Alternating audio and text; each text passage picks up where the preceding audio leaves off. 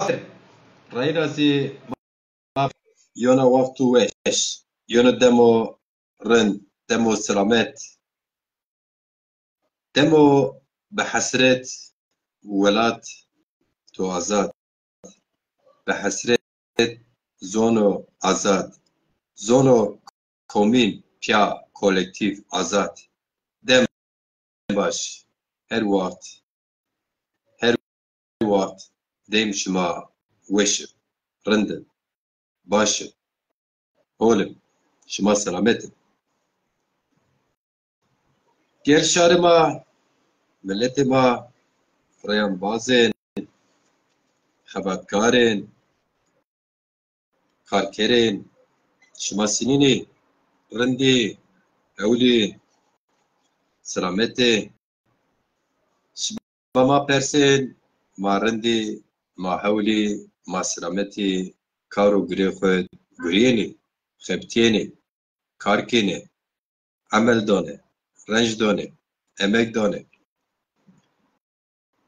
Ez yeqîn kina erebî, bawer kina îranî yo çekûya, ez bawer kina şima zî hewlê, rindê, selametê û weşî. Hêviyê ma heye ku şima pîr û piya weş û selametê. Cûyeyîş dewam kene, cûyeyîş verşene. Ma ew ro êstê meştê çinê.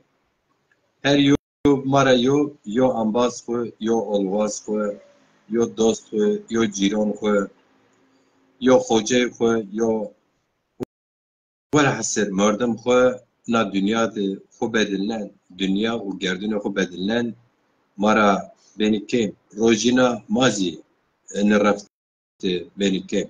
Ama neslê insaniyet, cûyeyîş, xweza, yavan, dewam kine.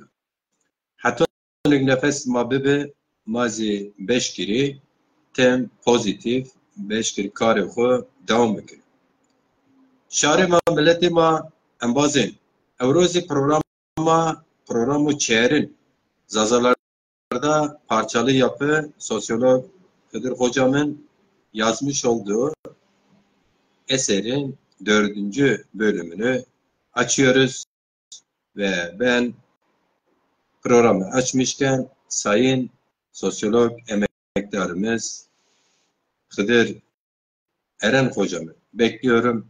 Kendisi gelsin, biz programımıza başlayalım.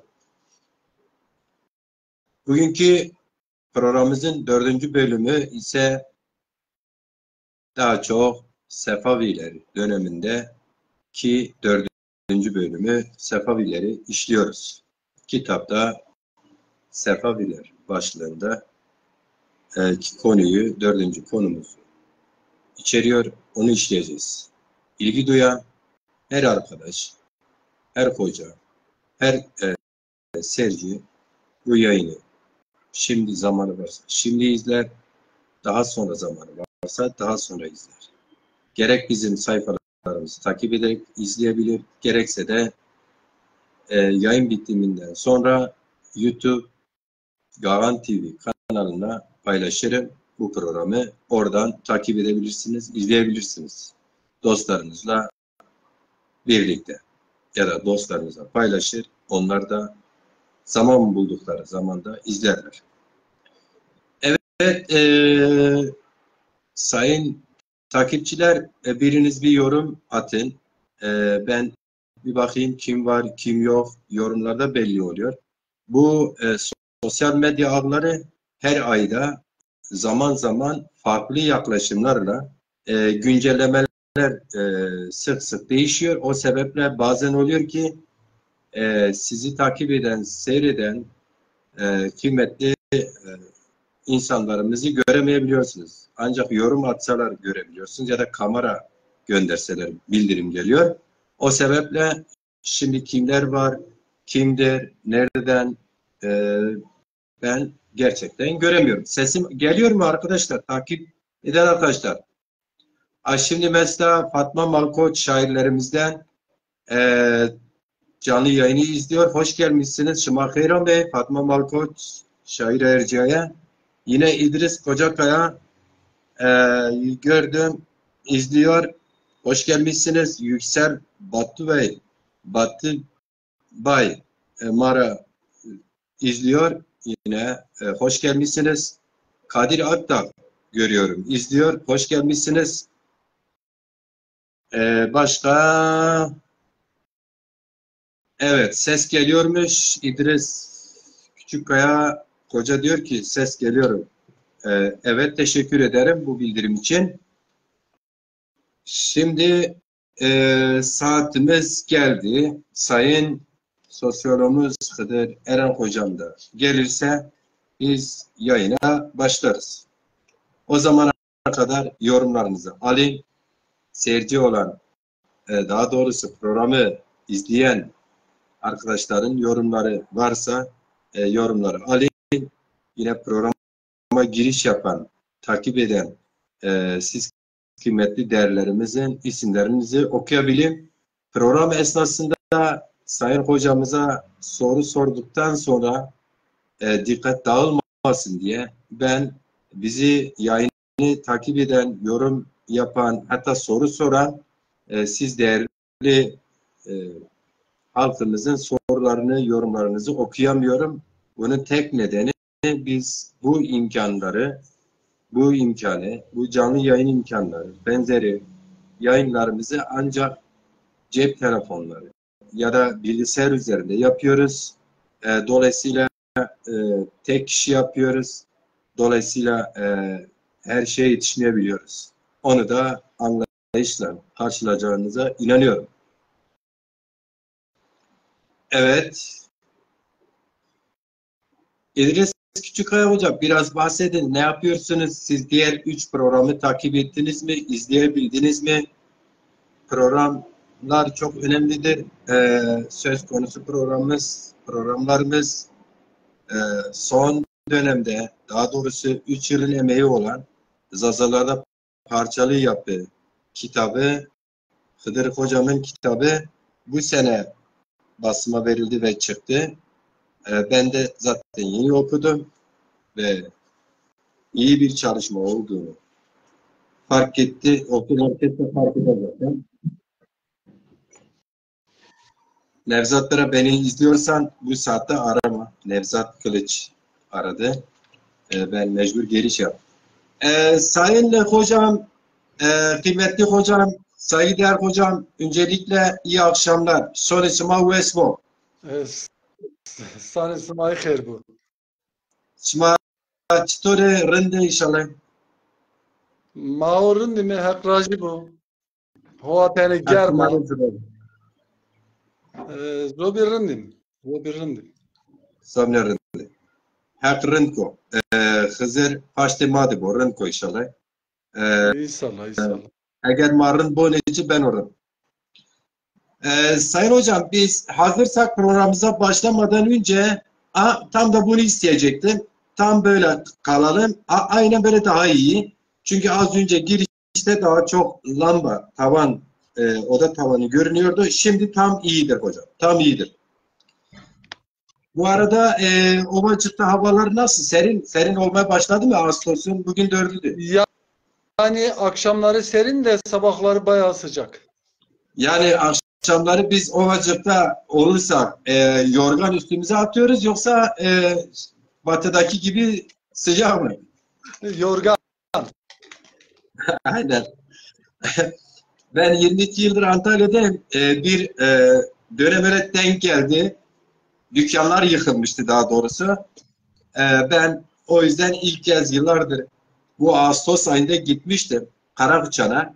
Bizde de Sarıcan deprem, Bingöl depremden sonra ovada evler yapıldı. Gene de oraya taşın ama benim babamgiller eski Sarıcan'ın tepesinde kalıyorlar.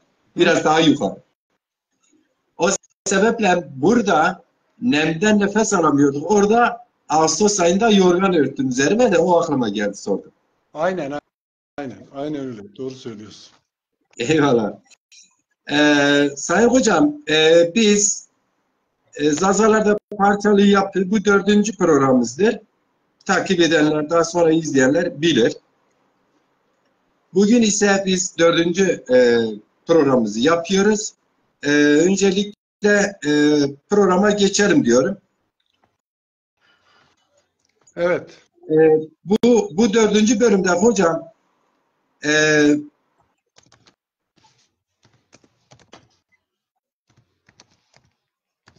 yani bu dördüncü bölümde Sefavileri anlatıyorsunuz hocam. Evet, evet. Öncelikle Sefaviler tarikatı hakkında bizleri biraz bilgilendirebilir misiniz hocam? Evet. Yani herkes aslında biliyor Safevi tarikatı. Safiyeddin Erdebili tarafından kurulan bir tarikat.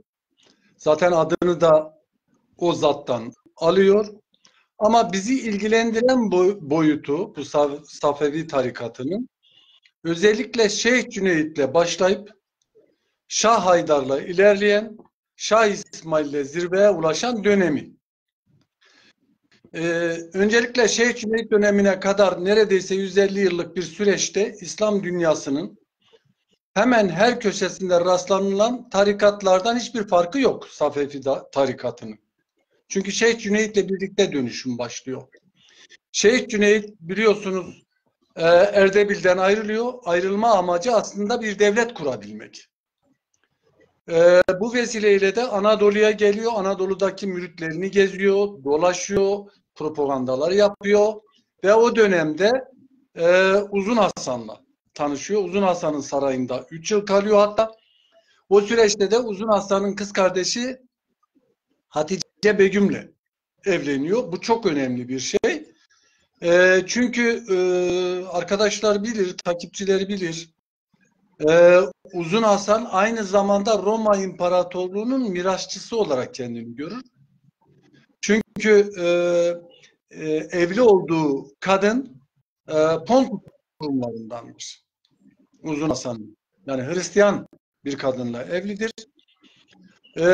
Onun kız kardeşiyle evlenmek hem bir saray sakiniyle evlenmek, bu önemli o dönemde, hem de böyle bir boyutu var. Söz konusu dönemde adeta yani Şeyh Cüneyt'in ortaya çıktığı o dönemde adeta tarikatlar ve fikirler dönemidir diyebiliriz bu coğrafya. Çünkü Moğol işgali söz konusu, istilası söz konusu. Dalga dalga gelen istilalar bunlar. Bu istilalar sonucunda hilafet yıkılmış. İslam'ın büyük bir darbe alma dönemidir. O hilafetin yıkılması dolayısıyla bu nedenle de bu coğrafyada kaotik bir ortam söz konusu. Yani hani anarşist bir ortam söz konusu diyelim. Yani güçlü devletler yok. O işte İslam devletinin gücü kırılmış. Müteşerri Sünni iktidar darbe almış. Dolayısıyla ona muhalif olan fikirler yayılma alanı bulabiliyorlar. Yani kendini ifade edebilme alanı buluyorlar. Böyle olgular var.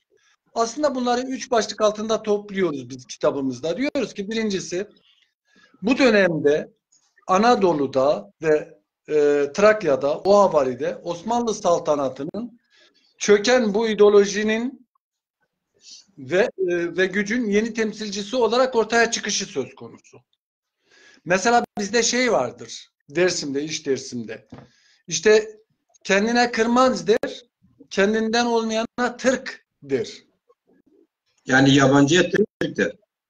Onun kendinden olmayan. Şimdi ben dün seninle konuşurken bir şey söyledim. Dedim ki inanç bir toplumda yayıldığı zaman o kültürel korelasyonun da üstüne çıkar. Artık inanç o toplumun bir kimliği haline gelir. Kendini inançla tanımlamaya başlar. İşte o kırmaz dediğimizde inanç tanımlamasıydı. Kendinde olmayan, yani kendi inancından olmayan, etnik boyutlu söylemiyorum bunu. Etnik manada söylemiyorum. İnanç manasında zaten bahsettiğimiz tarih uluslaşma tarihi falan değil. Hele Zazalar zaten uluslaşma hala yok. Yani hala daha ulus fikri bile oluşmuş değil. Öyle bir dönemden söz ediyorum. İş Dersim'de kendine kırmaz, kendinden olmayana tırk diyor. Tırk dediği Sünnidir. Ve Sünniliği temsil eden de Türklerdir. Yani Osmanlı'nın yani devamıdır. Zaza da olsa, Kürt de olsa Sünniliği temsil eden devlet olduğu için onu da o haneye yazıyor. Öyle görüyor. Aynen.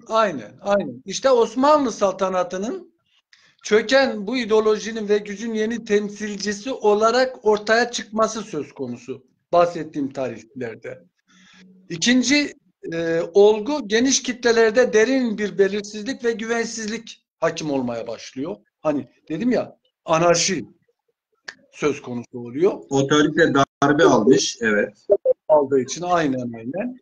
Üçüncü olarak da diyoruz ki birçok gayri sünni, hani dedim ya, sünni iktidar söz konusu. Sünni iktidarın darbe yemesiyle birçok gayri sünni ve Şii grubun kendilerini açıktan ifade edebilmesinin olanakları oluşuyor. Çünkü o güne kadar sünnilik dışında kimse kendini açıktan ilan edemez.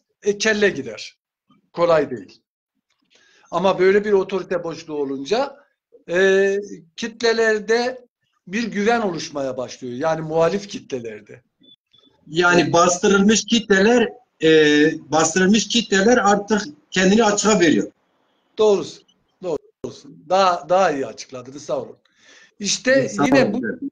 paralel olarak Sufi örgütlenmelerde de dönüşümler yaşanıyor. Keramet vurgulu veli kültü, evliya türbelerine ibadet, ziyaretlere işte tapınma, hani bizde vardır hala o pagan inançlar, ve velayetin başı olarak Hazreti Ali'ye bağlılığın artması tam da bu dönemde gözleniyor.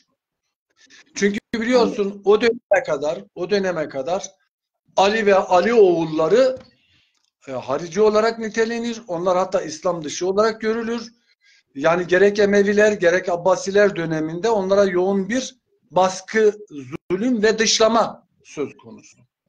Ama bu dönemde, tam da bu dönemde Hazreti Ali'ye bağlılığın arttığı görülür.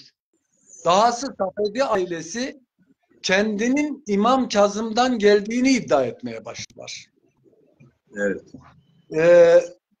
Bunun yanı sıra bir de Mehdici Alevi aşiretlerle birleşme yeni bir hikaye oluşturuyor.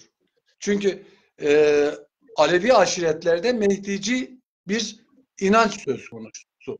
Yani Mehdici, devrimci bu hikayenin ana objeleri artık bugünden sonra Ali figürüyle 12 imam oluyor. Böylesi bir hikaye tarikatın manevi otoritesini de oldukça yüceltiyor. Geçen programda sen bir şey sordun. Gündüz zannedersem. Safevi Hanedanı'nın kökenine dair. Evet. Şimdi Nikitin ve Sorvayt'a göre Safeviler ne Seyit, ne Kürt, ne Şii, ne de Türkmen. Bu ikisi bu konuda hemfikir.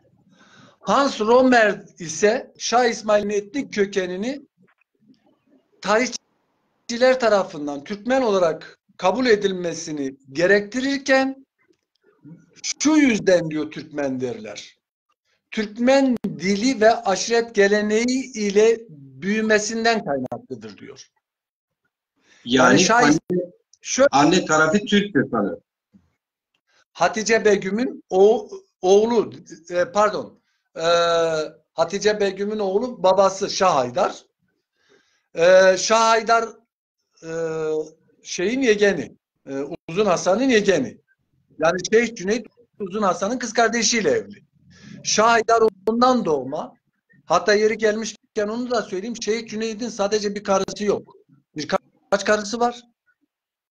Yani Hatice Begüm'den önce. Ondan doğan çocukları var, oğulları var. Yani Şah Haydar'dan daha büyük oğulları var. Ama o velayeti Şah Haydar'a bırakıyor. Niye? Evet. Çünkü Haydar Hatice Begüm'den doğma. Yani Şah Haydar'ın kabul edilebilme olanağı daha yüksek. Yani diğer kardeşlerdense onun Uzun Hasan'ın yegeni olması hasebiyle daha önemli bir yer alacağı fikri var Şeyh Cüneyt'te. Şah Haydar da ayrıca gene geliyor babası gibi şeyin sarayına, Uzun Hasan'ın sarayına. O da Uzun Hasan'ın kızıyla evleniyor. Yani Uzun Hasan kızını kendi yeğenine veriyor. İsmail de işte onun çocuğu. Yani İsmail'in hem annesi hem nenesi Türkmen. Anlatabiliyor muyum? Evet. Ve Diyarbakır'daki sarayda kalıyor. Yani Akkoyunluların sarayında kalıyor. Orada doğal olarak Türkmen dili ve Türkmen aşiret geleneğiyle büyüyor. Gerçi henüz çok da büyük değil yani. 5 yaşlarında bir çocuk. Çünkü Evet. oradan tekrar Erdebil'e geçiyorlar. Bundan kaynaklandığını söylüyor Hans Romer. Yani Türkmen denmesinin sebebi bu. Ancak Şah'ın aile kökeninin bulunduğu coğrafyaya baktığımızda ilginçtir. Bu coğrafya Deylem yakınlarında, şimdiki Gilan dediğimiz eyalettedir. Bunu da hatırlatmakta bence yarar var. Yani burada sizde Zazaların yaşadığı coğrafya. aynen. Aynen. Tabii ben bununla şunu iddia etmiyorum. Yani bu aile Zaza kökenlidir gibi bir iddiam yok. Ama o coğrafyadan. Ama o Evet. coğrafya. Ama hocam demek ki Türkmen boyları bu Gilan coğrafyasına bir kere bir şekilde uğramışlar. Bir alışverişleri olmuş ki işte isimler Cüneyt, Uzun Hasan, benzeri isimler biraz Türkmen isimler olduğu biraz belli. Yani burada Hıdo, Tembo, Haso, Hüso, Sare, ne bileyim, Bese, bu isimler yok. Şimdi şöylesi bir şey var Ali. Türkmenler, yani Alevi Türkmenler dediğimiz Türkmenler, Türkmen diyoruz biz onlara, Alevi Türklere. Bunlar da o coğrafyadan Anadolu'ya gelmişler. Yani onlar Orta Asya'dan kopup İran'a geliyorlar. İran'da çok uzun süre kalıyorlar. İrani halkların kültürüyle yoğruluyorlar. Kendini İranlı gibi hissediyor adamlar zaten. Yani kendini Orta Asyalı gibi hissetmiyor aslında. İranlı gibi zaten hissediyorlar. Dediğim gibi hanedanın Türk diliyle bağlantısı esas olarak Cüneyt'le başlıyor. Yani ondan Evet. önce Türkçe ile hanedanın bir bağlantısı falan yok. Şeyh Cüneyt zamanında, çünkü Şeyh Cüneyt Anadolu'ya geliyor. Anadolu'da müritlerini, yani taliplerini ziyaret ediyor. Onların içinde dolanıyor, onların içinde propaganda yapıyor. Aynen bizdeki mesela Seykacı kitabını okudunuz mu bilmem. Yoksa Ee, nasip olmadı. evet, Önce fotoğrafını aradım bulamadım. Sazını buldum. Posterini yapacağım. sevgili Daimi Cengiz hocamın yazdığı bir kitap, onun şiirlerini, manilerini topladığı bir eser. Büyükçe bir eserdir o eser, bende var. Orada Seykazi'nin Baba Mansurlarla, biz Bamasur diyoruz, Baba Mansur Türkçe'de söyleniyor. Onlar dede ocağı. Onların Mazgirt'e gidip Mazgirtli taliplerinden nasıl Kırdaşki öğrendiklerini tiye alan şiirleri var. Evet. Yine bizde mesela Kureyşanlılar hep Zazaca konuşur. Ama bizimle Hozat arasındaki köylerde yaşayan Kureyşanlar hem Zazaca hem de Kırdaşki konuşur. Biz Kurmancı'ya Kırdaşki deriz Evet. yerel olarak. Yani hem Kırmancıki konuşurlar hem Kırdaşki konuşurlar. Hani biz Kırmancıki yerelde Zazaca'ya söylüyoruz ya. Evet. Evet. Niye Kırdaşki konuşuyorlar? Çünkü orada Kırdaşki konuşan müritleri var. Şimdi gidecek, Aynen. onu cemaat yapacak. Yani onun dilini bilmeden nasıl cemaat yapsın? İşte Yani. Şeyh Cüneyt'in de Türkçe ile tanışıklığı bu vesileyle oluyor. Yani müritlerine Aynen. gider, nasıl müritleriyle muhabbet edecek adam, öyle değil mi? Yani. Ve bunun kitle tabanı Azerbaycan'da Talişler, Karacadağlılar ve Şamlılar, Anadolu'da Türkmenler ve Zazalar, Suriye'de de gene Türkmenler. Yani dikkat edersen Türkmenler yoğunlukta. Evet. Dolayısıyla öğrenmek zorunda. İşte Cüneyt ve İsmail arasını kapsayan o dönüşüm döneminde Safevi şeyhlerinin bilişsel ve zihinsel dönüşümleri tamamen içlerinde yaşadıkları Alevi aşiretlerden kaynaklanıyor. Yani Alevi, Zaza ve Türkmen aşiretlerinden. Bunların kültürel kodları tarafından şekilleniyor bunların o zihinsel dönüşümleri. Sultan Ali döneminde, yani Şeyh Cüneyt'in babası olan Sultan Ali döneminde ikame edilmeye başlanan 12 imam dini ve Ehl-i Beyt sevgisi gayri müteşerri ve mehdici bir karakter taşıyan Aleviliğin veli kültü ile Şeyh Cüneyt döneminde harmanlanarak Safevi tarikatının öğretisinin oluştuğunu görüyoruz biz. Yani Safevilerle ilgili söyleyebileceğim bunlar, ama kitapta daha geniş bilgiler var elbette. Evet hocam. O zaman şöyle bir soru daha gelir akla tabii ki. Yine bu bölümle ilgili. Şah İsmail'den önce dedesi Şah Cüneyt var hocam. Evet. Ve Şah Haydar dönemleri var. Doğru. Kitabınızda 15. yüzyılda Alevi, Türkmen ve Zaza aşiretlerini mobilize eden hikayeyi daha iyi anlayabilmek için Şah Cüneyt'in devamında Şah Haydar'ın sürvenlerine kısaca göz atabilmesi gerekmektedir diyorsunuz. Bu sürveni kısaca bizlere anlatabilir misiniz hocam? Evet, bu serüveni anlatmak için dediğin gibi Şeyh Cüneyt'ten başlamak gerekiyor. Cüneyt 1459'da Diyarbakır'dan ayrıldığında müritleriyle Erdebil civarında Sevelan Dağları var. Oraya. Hocam özür dilerim. Erdebil dediğimiz ilk soruda da ismi geçti de neresidir? Erdebil dediğimiz bizim yaşadığımız, orada yaşanan bölgeye yakın, yani Deylen bölgesine yakın dergahtır. İşte Şeyh Cüneyt'ten sonra orası artık bir Alevi dergahı olur. Anadolu'daki, Azerbaycan'daki, Suriye'deki Alevilerin bağlı olduğu tekkedir Erdebil'de. Anladım hocam. Eyvallah. Yani daha doğrusu Diyarbakır'dan baba ocağına dönmüş oluyor Şeyh Cüneyt. Ancak onu tehlikeli bulan amcası Cafer durumu Cihan Şah'a bildiriyor ki hani Şeyh Cüneyt'i ortadan kaldırsın. Yani çünkü tekkeye dönüyor Şeyh Cüneyt. Şeyh Cüneyt alandan geliyor. Sen bilirsin. Evet. Alandan gelen daha tutulur.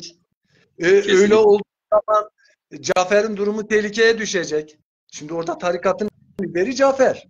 Ama Şeyh Cüneyt Anadolu'dan dönüp oraya gittiğinde onun pozisyonu tehlikeye düşeceği için Şeyh Cüneyt'in ortadan kaldırılması için çaba sarf ediyor ve Cihan Şah'a bildiriyor. O da Cüneyd'i Erdebil'i terk etmeye zorluyor.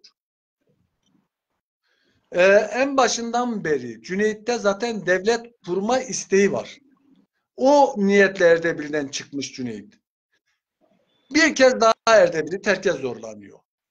Ancak bu defa yalnız değil. Öncesinde yalnız. Tek başına geliyor, Anadolu'yu dolaşıyor. Ama Diyarbakır'dan ayrıldığında yanında 10-12 bin kişilik birliği var. Silahlı birliği var. Yani kılıç. 12 bin kişilik. Bugün bile zor var ya. Bugün bile büyük bir güçtür. Yani düşünebiliyor musun? Adam geliyor, buralarda dolanıyor. Böyle bir güç oluşturuyor ve Erdebil'e dönüyor. Ama bu defa işte dediğim gibi Erdebil'den ayrılıyor ama yalnız değil. Yanında böyle bir güçlü birliği var. Bu birlikle birlikte Hristiyan Çerkezlilerle savaşmak üzere yola çıkıyor. Amacı özellikle Hristiyan Çerkezler çok iyi silah yapıyor. Silah dediğimiz o dönemde kılıçtır, kalkandır, oktur, mızraktır vesairedir. Onları edinmek. Silah edinmek. Yani biliyorsun şimdi yani bizi bağışlasınlar izleyenler. Bu dönemde bile öyledir. Yani bir örgüt oluşturmaya çalıştığınızda ilk yapmanız gereken silah edinmektir. Onun için de bir yere baskın düzenleyeceksin yani. Aynen yani, aynen. Paran pulun vardır.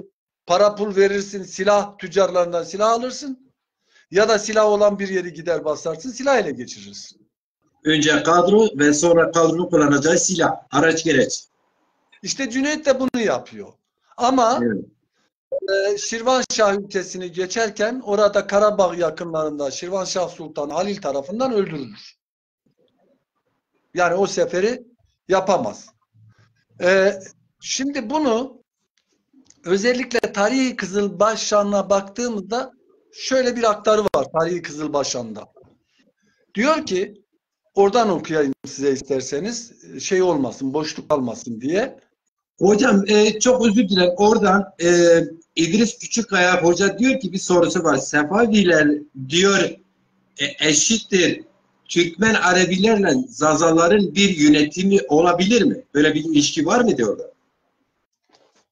Türkmen ve ne dediniz? Türkmen ve Zazaların ortak bir yönetimi şekli diyebilir miyiz? Ortak bir hareket diyebilir miyiz? Sefaviler. Sadece Türkmenlerle Zazalar değil ama. Yani Talişler de var işin içinde. Anladım. Ha? Hani Zazalarla akraba olduğunu söyleyen Talişler var ya, şu anda bir kısmı Azerbaycan'da, bir kısmı İran'da yaşıyor biliyorsun onu. Ama ciddi akrabadır. 1500 yıldır kopmuşuz. Sosyal medyada konuşuyoruz. %80 anlıyoruz birbirimizi. 1500 yıldır. Benim Sarıcan'da yapışık Kurmaş köyüyle annem birbirini anlamıyor ama 1500 yıldır kopmuş olduğum o tarihçilerle anlaşabiliyoruz. Doğrudur ya. Yani şimdi böyledir ya da böyle değildir demiyorum ben. Çünkü o konuyu tarihçilere havale etmek lazım. Eyvallah. O konuda bir şey söylerse daha doğru olur. Şimdi Eyvallah. Tarih Kızılbaşan'da bir anlatı var. Diyor ki Şeyh Cüneyt zamanında belirgin bir şekilde evrilen ve hızla siyasal bir harekete dönüşmeye başlayan Safeviye tarikatı her ne kadar Haydar'ın gençlik yıllarına değin sessizlik dönemi geçirmişse de Şeyh Haydar'ın tarikatın başına geçmesiyle yeniden hareketlenmeye başladığı görülür diyor. Yani Şeyh Cüneyt zamanında belirli bir şekilde evrilen ve hızla siyasal bir harekete dönüşüyor. Şeyh Cüneyt'in ölümünden sonra bu iş bitmiyor. Haydar'la hareketlenme yeniden başlıyor. Yani Şeyh Cüneyt'in oğlu Haydar'la. Cüneyt kendinden sonra veliaht ilan ettiği, ki daha önceki eşlerinden biraz önce söyledim, oğulları olmasına rağmen Hatice Begüm'den olan oğlu Haydar'a iki önemli miras bırakıyor.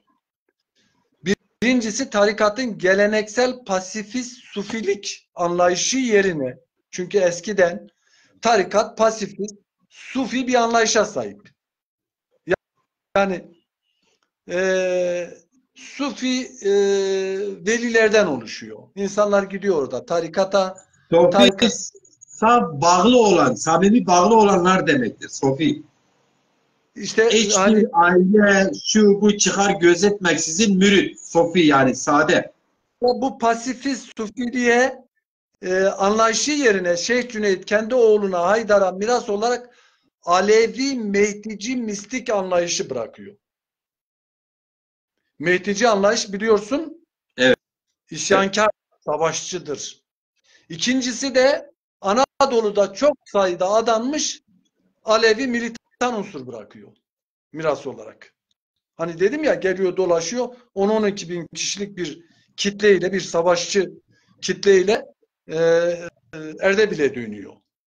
Onun kat be kat fazlası Anadolu'da hala hazır kıta bekliyor yani. Onları bırakmış oluyor. Tabii ki komple gitmemiş yani. Burada savunmasını bırakmış. Tabii canım, yani ta Tekke'den tut işte Van'a kadar bir sürü Alevi var. Ve onlar hazır tetikte bekliyor. Uzun Hasan Karakoyunlu Devleti'ne son verdiğinde Savori diye bir tarihçi vardır. Onun zikrettiğine baktığımızda, yani zikrettiği, yazdığı kitabında baktığımızda şunu görüyoruz. Diyor ki askeri bir güç sahibi olan ve potansiyel rakip mahiyeti taşıyan Şah Haydar ile ittifak, himaye ve ilişkileri Uzun Hasan uzun süre sürdürmüştür diyor. Şimdi Türk tarihçilerine baktığında birçoğu işte Uzun Hasan'la Şah Haydar'ın düşman olduğunu, birbiriyle çatışma içinde olduklarını, Uzun Haydar'ın Şah Haydar'ı hep tehlikeli bulduğunu vesaire yazarlar. Halbuki Uzun Hasan Şah Haydar'a kendi kızını veriyor. Ve aynı zamanda yeğeni. Bu sadece aile bağından da kaynaklanmıyor. Yani çünkü Uzun Hasan'ın Şeyh Cüneyt ve özellikle Şah Haydar'ın himaye etmesi sırf siyasi ve askeri sebeplerden de değil. Çünkü onları yanına alıp aynı zamanda hani Karakoyunlularla mücadele ediyor ya. Bazıları da diyor ki sadece askeri nedenle bunlara ilgi gösteriyordu. Hayır, sadece öyle değil.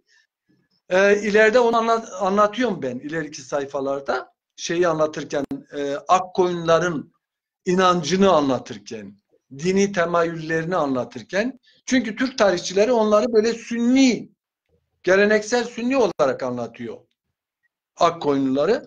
Halbuki Akkoyunlara baktığında Akkoyunlar tamamen ilk kuruldukları yer Yukarı Fırat bölgesi ve Alevi bölge.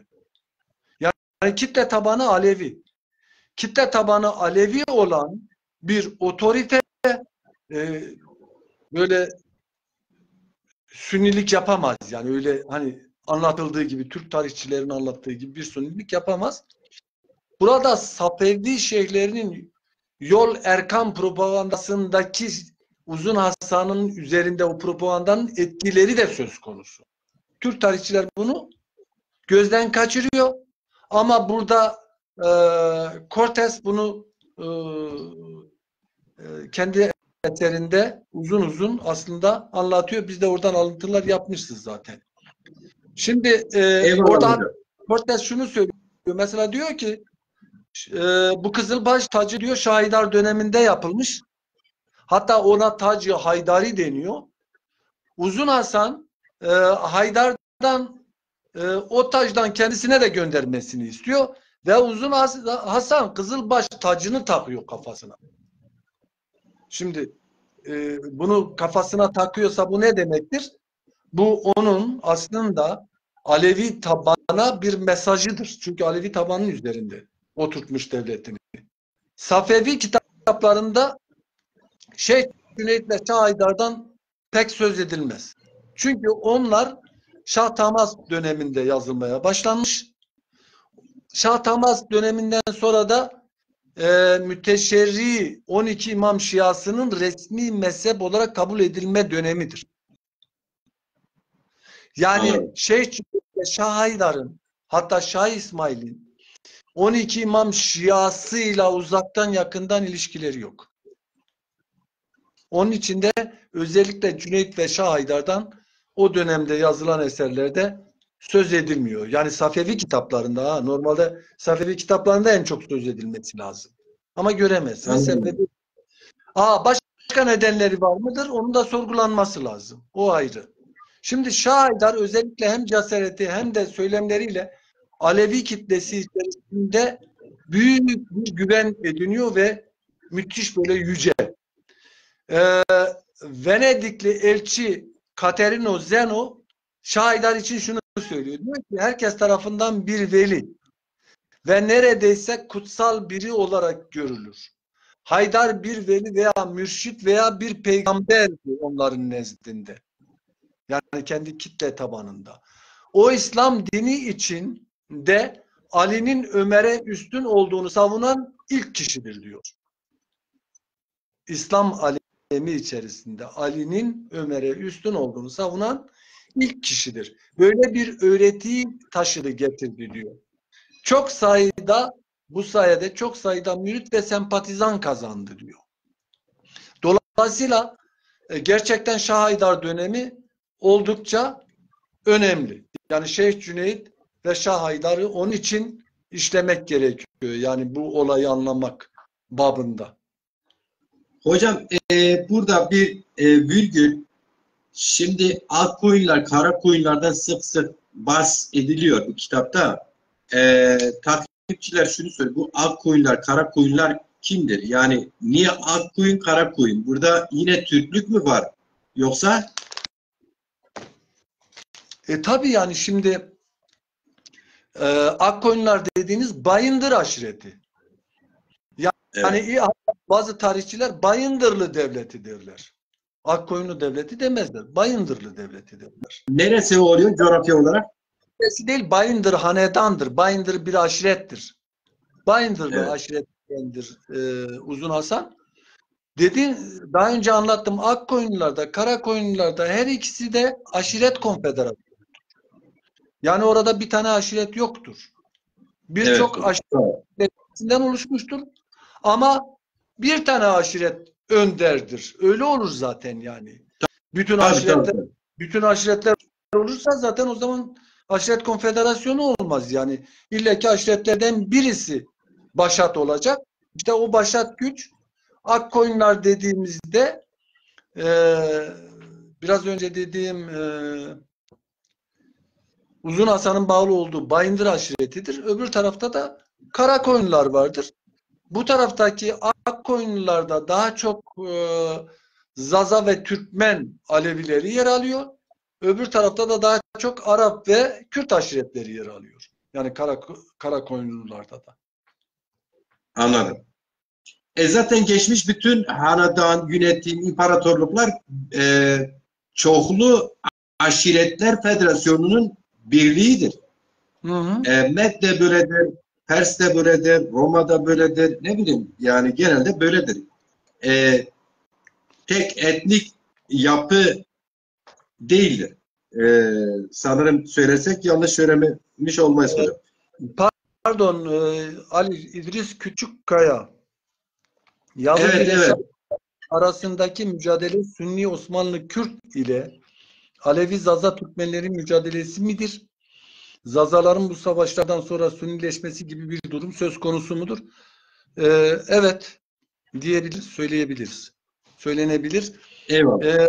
Onu geniş geniş işliyorum zaten. Yani kitapta onu bayağı geniş işliyorum. İdris, bu arada İdris Hoca şu an aktif Zaza hareketleri içinde biridir hocam. Selam olsun. Eyvallah. Saygılar hocam.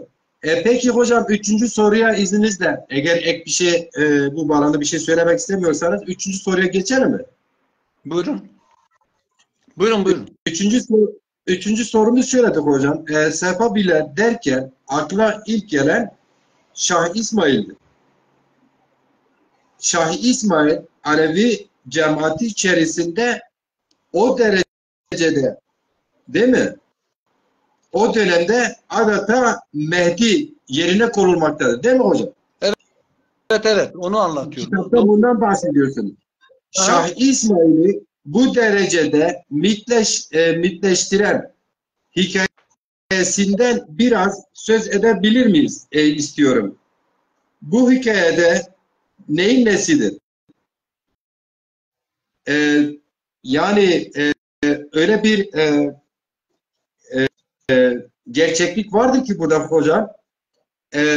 Nasıl olmuş da değişik etnik gruplarda bu insanlar mobilize edebilmiştir.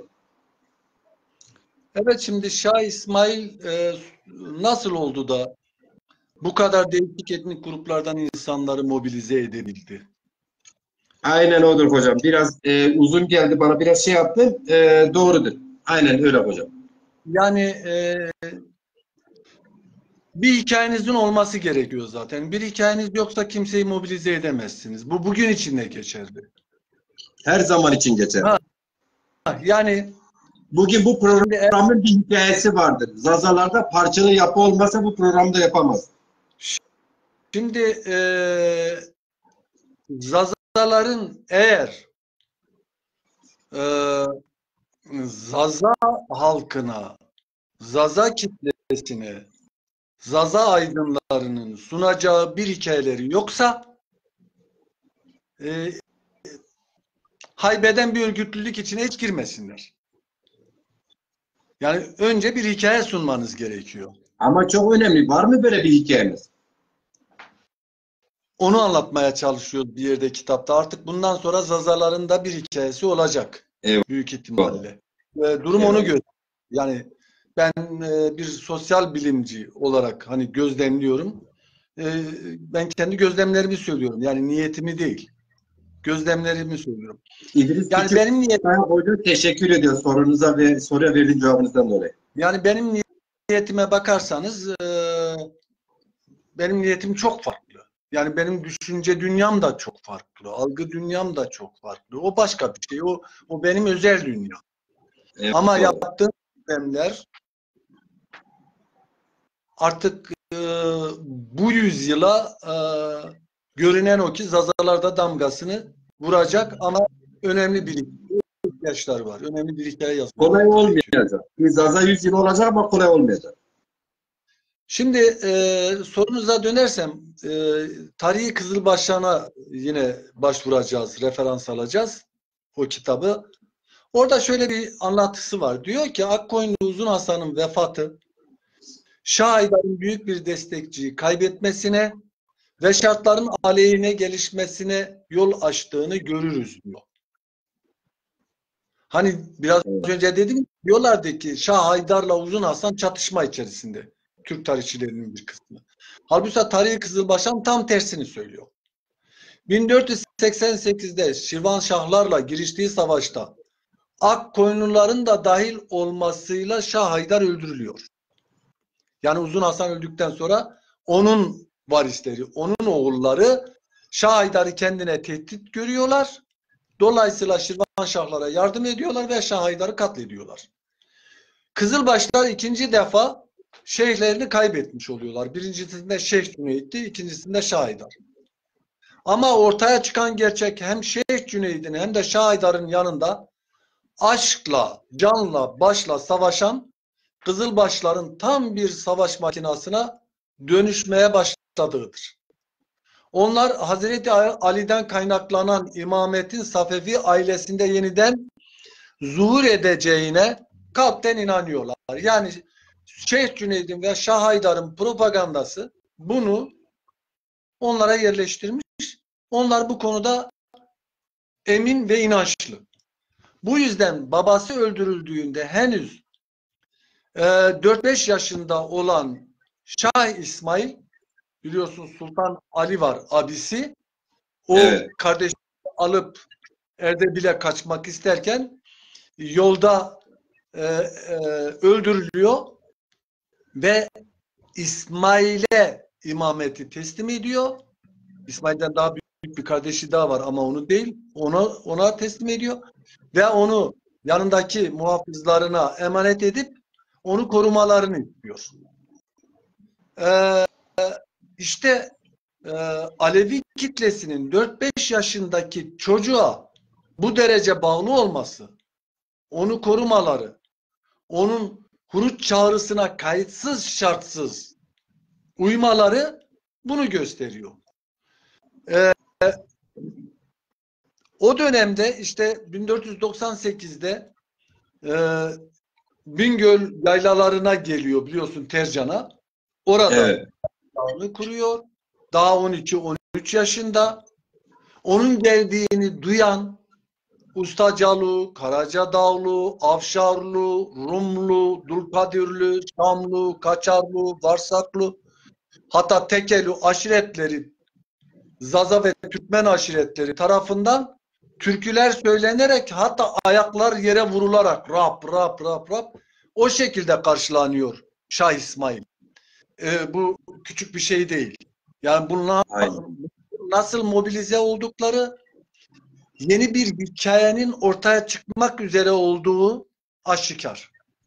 Şimdi Halefleri öldürülme tehlikesi olan bu çocuk İsmail'i Lahican'dan Gilan'a götürüyorlar. Lahican'da tehlike var. Orada öldürülebilir. Orada özellikle Timur Lenk var ya, Timur'un adamlarından Mirza Ali Karkiya tarafından korunuyor Şah İsmail. Biliyorsunuz Timur Anadolu'ya geldiğinde, Anadolu'dan dönüp de Suriye'den, Şam'dan geçerken Muaviye'nin, Yezid'in, yani o Emevi ailelerinin mezarlarını bile yakıp yıkıyor. Anladım. Aynen. Yani onda da Ali taraftarlığı var. Timur'da da öylesi bir gerçeklik var. Gilan'da 4,5 yıl kalıyor Şah İsmail. Orada Farsça ve Arapça eğitim alıyor. Yani o zamana kadar biliyorsun Türkçe konuşuyor, Türkçe öğrenmiş. Dedim ya Evet. Diyarbakır Saray'dan gidiyor. Evet, Arap evet. Türkmen dolayısıyla evet. Gilan'da öğreniyor. Öte yandan bu dönem boyunca Sufiyani Lahican olarak bilinen ünlü Kızılbaş emirleri, yani Şeyh Cüneyt'le ta başlayıp giden, Şah Haydar'la devam eden o emirler tarafından hem eğitim hem askeri talim alıyor Şah İsmail. 1499 Ağustos'unda Lahican'ı terk ederek önce bizim ana vatanımız dediğimiz Deylem'i ziyaret ediyor. Oradan Tarum'a geçiyor. Bu yolculuk çok önemli. Onun için diyorum ki ya yani şimdi Türk tarihçileri her şeyi getirip Türklüğe bağlıyorlar. İşte Safevi tarikatını tamamen Türkmenler oluşturdu diyorlar. Ama Şah İsmail'in Lahican'ı terk edip de yola çıkışı, o yol güzergahını izlediğinizde farklı bir şey görüyorsun. Deylem'e geçiyor. Oradan Tarum'a geçiyor. Erdebil'de ilerlediği haberi Rum, Yukarı Fırat, Azerbaycan ve Suriye'deki tüm aşiretler tarafından duyuluyor ve müthiş bir heyecan yaratıyor. Ve adam öyle bir yol izliyor ki geliyor. Tercan'da da karargahını kuruyor. Erdebil'de bir ay geçiren Şah oradan Gürcistan üzerine sefer düzenlemek istiyor. Bunu kendi halifelerine anlatıyor. Onlar oturuyor, bir durum değerlendirmesi yapıyorlar. Onu doğru bulmuyorlar. Diyorlar ki sen en iyisi Azerbaycan'daki, Anadolu'daki, işte Suriye'deki kitle tabanına bir duyuruda bulun. Bu duyuruda ne olsun? İşte Sarıyayla'da toplanılacaktır. İnsanları oraya çağır diyor. O zaman işte Gökçedeniz yoluyla, yani bu Sevan Gölü diyorlar. Şimdi haritaya bakarsanız Sevan Gölü olarak geçer. Eski tarihlerde Gökçedeniz olarak anlatılır o göl. Oradan Erzincan sınırında bulunan ve bugün burası tam da Zaza yerleşim alanının kalbidir biliyorsun, o Tercan dediğimiz yer, Sarıyayla denen yer.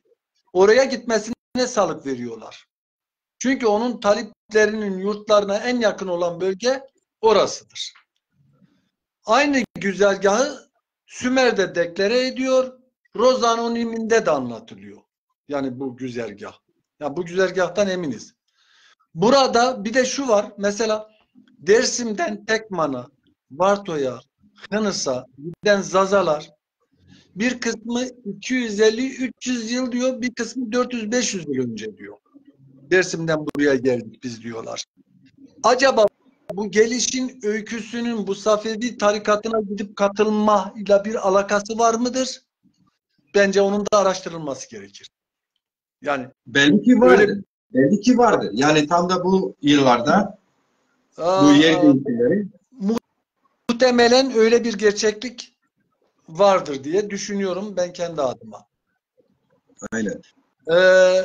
Dediğimiz gibi buraya geldiğinde artık bilinmeli ki Şah İsmail yola çıkarken iyi bir hikaye oluşturmaya başladı. Evet. Zaten siz biraz önce dedim ya, yola çıkarken iyi bir hikayenizin olması gerekiyor. Şah İsmail'in böyle bir hikayesi artık var. Alevi aşiretlerin de böyle bir hikayeye ihtiyacı var zaten. Peki Aynen. bu hikaye neyin nesi? Nasıl olmuştu da değişik etnik gruplar mobilize edilmişti senin deyiminle? Bu hikaye nasıl oluşturuldu? Buna bakmamız İşte orası çok önemli. Yani çok farklı etnik grupları mobilize eden bir hikayedir. Şimdi tarihçilerin anlatımlarına bakmak gerekiyor orada. Mesela Minorski şöyle diyor. Diyor ki Kızılbaşların İsmail'e tanrısal güç atfettiklerini, onu bazen Tanrı'nın kendisi, bazen Ali, yani Hazreti Ali, bazen de Mehdi olarak gördüklerini yazıyor Minorski. Yani o kadar demek ki etkileyiciymiş o dönem kitleler üzerinde. Tabii Venedikli seyyahlar da şöyle diyorlar. Bu Sufi, yani Şah İsmail kendi insanları, özellikle özellikle de askerleri tarafından Tanrı gibi sevilir ve saygı görürdü. Bu seyyahtır. Ve o dönemde o bölgeyi geziyor, notlar tutuyor. Ya seyyahların bu notları oldukça önemli.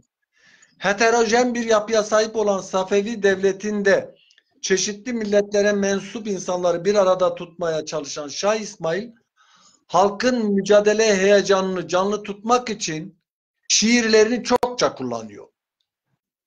İşte o hikayeyi yazmada, o örgüyü oluşturmada Şah İsmail'in şiirleri çok önemli.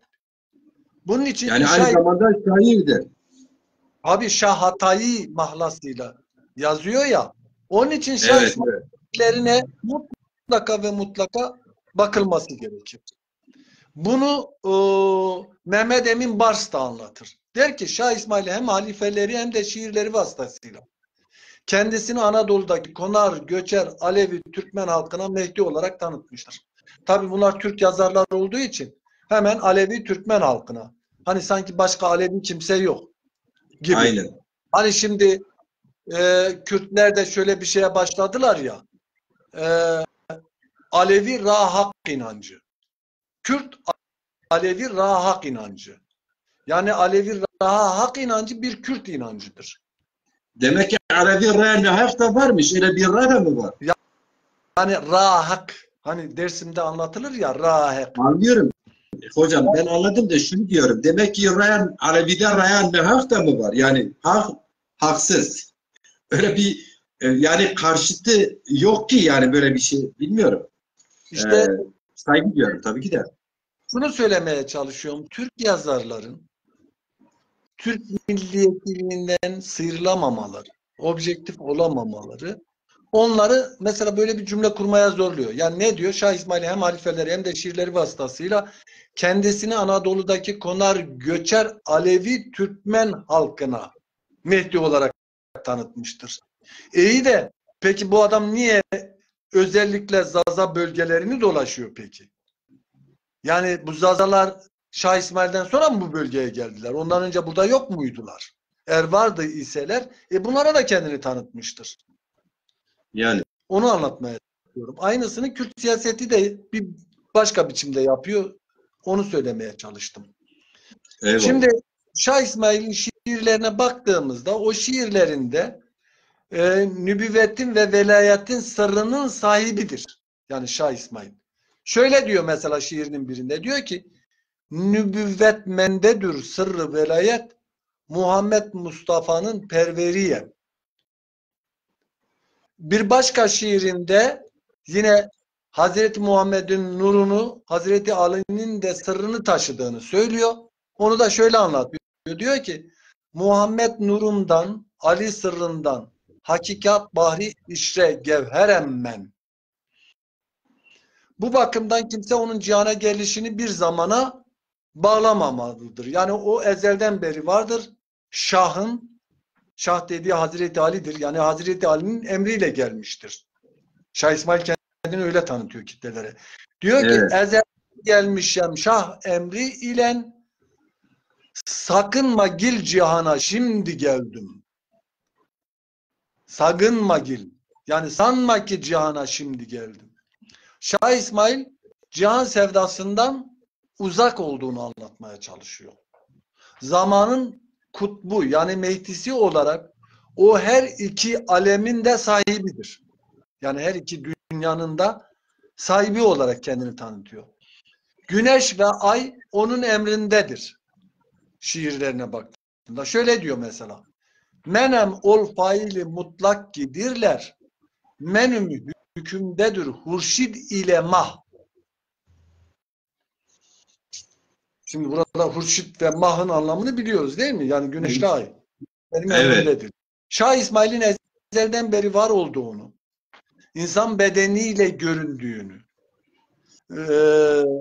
ve kimsenin sırrını bilmediğini, yani Şah İsmail'in sırrını kimsenin bilmediğini ifade etmesi özel olarak görevlendirildiğini, ricalül gayb olduğundan, yani Mehdiliğin kutba erecek seçkin velilerden biri olduğunu göstermektedir. Yani bunu anlatmaya çalışıyor.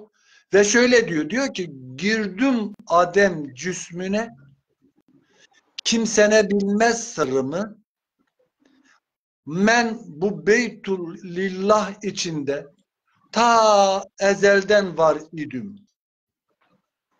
Hani geçen Mehmet Ali Şener dedi ya, biz galu beladan beri buradayız. Evet, İşte evet. Hocam bizi izliyor zaten. buradayız lafı bir yerde işte tam da buraya tekabül ediyor. Buraya dayanıyor. Bu açıklamalar ışığında Şah İsmail'in şiirlerine bakıldığında onun kendisini Mehdi olarak gördüğü ya da sunduğu aşikar. Şimdi kendini böyle tanıtıyor. Hatta şiirlerine baktığımızda daha ileri şeyler görüyoruz. Mesela Şah'ın Hazreti Ali'ye bakışı, yani Şah İsmail'in Hazreti Ali'ye bakışı hak derecesindedir. Hı hı. Şiirlerinde bunun Alevi kitle içerisinde hala Ali Allah'tır söylemi belki de muhtemelen Şah İsmail'e dayanıyor. Onun şiirlerine, Onu onun alfazına belki de dayanıyor. Bunu söylemek mümkün yani. Çünkü şöyle diyor ki yakın bil ebcedi Burhan Ali'dir. Beyanı tevhid-ü Kur'an Ali'dir. Muhammed miraca vardığı gece kapıda gördüğü arslan Ali'dir. Çıkardığı yüzüğün verdiği nişane hakikat gördü kim Sübhan Ali'dir. Hak ile kıldı 90 bin kelamı 30 bin sır ile sırdan Ali'dir. Çıkarıp yeryüzünde göğe ol dem aparıp götüren Rahman Ali'dir. Görüp yer üzere bir gümbet yasınmış acayip gümbedi hadran Ali'dir. İçinde sürülür sırrı hakikat kurulmuş mahber mizan Ali'dir. İleri yürüyüp kapıyı kalktı ana kimsin deyu soran Ali'dir. Hani o Kırklar Cem'ini anlatıyor biliyor musun? evet, evet, evet. Hadimem hayrün nisayen hem ol dem kapıyı açan Ali'dir. Çü gördü çil er var sırrı kudre içinde servari merdan Ali'dir. İçeri giriven kıldı muhabbet biri 40 kırkı bir eden yine Ali'dir. Şimdi burada Yani Şah İsmail Ali'yi aslında tanrısal bir kata yük çıkarıyor. Öyle değil mi? Yani yani şiirlerinde bunu Minorski'nin inceleme konusu oluyor zaten Şah İsmail'in şiirleri. Bir makalesinde Minorski divanda Hazreti Ali'nin Hazreti Muhammed'den daha fazla sözü edildiğine Safevi divanında. Hatta daha fazla övüldüğüne işaret eder. Ki bu Alevi toplumunda sıklıkla tanık olunan bir vakadır. Biz babamızdan, dedemizden de zaten hep böyle duyduk, böyle gördük. değişlerin hepsinde vardır. En fazla Ali yönde. Yani bizde de Ali hep Muhammed'in önündedir. Hep öyledir. Çünkü Ali'ye tanrısal yani hatta Minorski ona God diyor. Yani hak, God, Tanrı yani. Yani Olarak Tanrı. İngilizce God. evet izah ediyor. E, işte Şah İsmail de bu aleme Ali'nin emri ile geldiğini, Ali ile aynı mahiyette, hatta onun sırrı olduğunu, yeni bir libasla gelmiş Adem olduğunu ifade ediyor. Az önce hani ondan da zaten bahsettik. Dolayısıyla bu şiirleri incelediğinde Şah İsmail'in değişik etnik gruplardan kitleleri nasıl mobilize ettiğini daha iyi anlıyoruz. Çünkü Şah İsmail dönemi tasavvuf anlayışına hakim olan aynı zamanda vahdet-i vücut geleneğine mensuptur. Bazı yazarlar bunu anlayamadığı için aslında Şah İsmail'in kendini Tanrı olarak tanıttığını söylüyorlar. O vahdet-i vücut hikayesini bilmediklerinden dolayı. Söz konusu döneme baktığımızda Anadolu'da kalendirilik var, Haydarilik var, Hurifilik var, Cavlakilik var, Cemalilik var, Şemsiler var, var oğlu var. Yani ön Alevi inanç gruplarına o dönemde sıklıkla rastlıyoruz. Bunların hemen hepsi tasavvufi, batıni, sufi, itikati, vahdeti vücutçu bir inanç sistemine sahip. Hatay'ı yani Şah İsmail nefeslerinde bazen Ali'nin sırrı olduğu, bazen kendisi olduğunu, dahası bazen hakkın aynı olduğunu dile getirirken aslında bu vahdet-i vücutçu anlayıştan dolayı bunları söylüyor. Bazı yazarlar bunu anlayamıyor. Çünkü adam bir yandan onu söylüyor, bir yandan ben Ali'nin çakeriyim diyor. Yani ilk bakışta çelişkili gibi görünen bu ifadeler aslında eğer vahdet-i vücutçu bir tasavvuf anlayışının ne olduğunu biliyorsanız hiç de çelişki olarak görülmüyor. Bence Minorski burayı atlıyor. Yani burayı anlayamadığı için öyle söylüyor. Bir diğer olay Evet. bu şiirlerdir birisi. Şah İsmail'in kitleleri mobilize etmesindeki etki. Bir diğeri de Şah İsmail'in hikayesinde bir rüya vardır. Anadolu'da yaygınca anlatılan, işte Dede Muhammed Rumlu'nun kulaktan kulağa yayılan rüyasıdır. O rüya çok manidardır. Onu ben kitapta çok genişçe anlatmıyorum. Çünkü o rüyayı özellikle Rıza Yıldırım kendi kitabında çok geniş, yani sayfalar tutan nitelikte anlatıyor. O rüyayı isteyen arkadaşlar o kaynaktan alıp okuyabilirler. Ancak şunu söyleyebilirim. Bu oluşan hikayelerin Alevi Kızılbaş çevreleri arasında üretildi. Yani o rüyaların falan. Bu bir gerçek. Yani bunu Sunni kesim içerisinde bulamazsın. Onu Alevi kesim içerisinde buluyorsun. Alevi zihin yapısı, düşünce biçimi, inanç desenlerini yansıtmakta çünkü o rüyalar. Bizi en çok ilgilendireni hareketin ideolojik temeli, yani hikaye boyutuydu. Buna göre manevi alemde hareketin başında 12. İmam Mehdi var. Görünen alemde de onu temsil eden henüz 12 yaşında olan Şah İsmail var.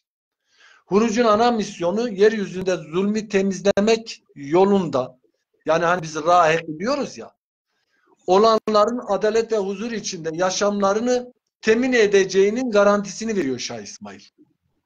Bu amaçla harekete geçen İsmail işin en başında gaybi aleme uğramakta, oradan hem icazet hem inayet almakta ve bir lider olarak bu Alevi aşiretlerin başına geçerek zulme son vereceğini, artık hakikate yöneleneceğini böyle bir hikaye yazıp topluma sunuyor ve bu hikaye geniş bir taban buluyor. Evet hocam, tabii ki Şükran Leylik hocam bizi takip ediyor. Yine Ali Bey vardı, sık sık yorumlarda bulunuyor. Hıdır hocam sanki Şah İsmail Kızılbaş kurucusudur diye bir ibare kullanmadı benim bildiğim kadarıyla. Öyle yorumlar yapıyor. Şah İsmail diyor Şia'nın kurucusudur. Alevilikle ne alakası var gibi. Kim onu diyor? Kim onu diyor? Burada Ali Altay ben yorumları var. Yani bence konuya hakim. Ali Evet. Altay o zaman daha iyi incelesin. Daha iyi incelesin. Şah Tahmasp dönemindedir Şia'nın Safevilerin içine girişi. Evet. Şah değildir. Şah Tahmasp dönemidir o. Yani hatta şu var ya, arkadaşlar söyleyeyim ben. Peki Şah İsmail döneminde basılan paraların ön yüzünde ve arka yüzünde ne yazıyor biliyor mu? Muhtemelen biliyordur. Şöyledir. Paraların bir yanında La ilahe illallah Muhammeden Resulullah yazılı. Diğer yanındaysa İsmail Halifetullah. Yani Şah İsmail'in kendisi. Evet. Yani Evet. bazı şeylere iyi bakmak lazım. Hatta Şah İsmail döneminde kurulan o inanç sisteminde, o Safevi iktidarı döneminde namaz ve oruç yok. Yani Şia'da namaz yok mu, oruç yok mu? Ama Şah İsmail'de yok. Yani. İnanç sisteminde dinin katı kuralları neredeyse hiç yok. Hareketin dayandığı kitle tabanına baktığınızda burada şaşıracak bir şey, yadırganacak bir şey de yok. Zaten orada öyle oruç olsa, namaz olsa, cami olsa, bilmem ne olsa Alevi aşiretlerini mobilize edemez yani. Nasıl Alevi aşiretlerini mobilize edebilecek? Yani hoca peki bu Şah İsmail yine Şah Hasan, Akkoyunlar, Karakoyunlar, Cüneyt bu anlattığınız bölümde bunların genelde Türkmen yani Türk kökenli. Zaten Türk sonra da bir icattır. Men Türk. Önce insanlar ben Türk'üm diyor. Ben yani. He, Türkmen. evet. Peki yani hal bu kadar açıkken ben şeyi anlayamıyorum. Osmanlı Yavuz Sultan Selim bu konuyla belki alakalı değildir ama bir ara soru sorma ihtiyacı duydum. Sultan Selim Şah İsmail'e karşı Şeyh İdris-i Bitlisi ile anlaşmak ile Şah İsmail'in anlaşmamasının nedeni bir dini mezhep çatışması mı? Bu coğrafya egemenliği çatışması mı? Nedir? Buna ne diyebiliriz? Yani İkisi de Türk. kim ikisi de Türk? Yani Şah İsmail'in en azından bir tarafı Türk. Ya, peki Şah İsmail'le Yavuz arasındaki yazışmaları okursanız Evet. Yavuz İsmail'e sen ki Reçber Türk, Hı hı. ben ki hatta Osmanlı. Ne Yani demek yani?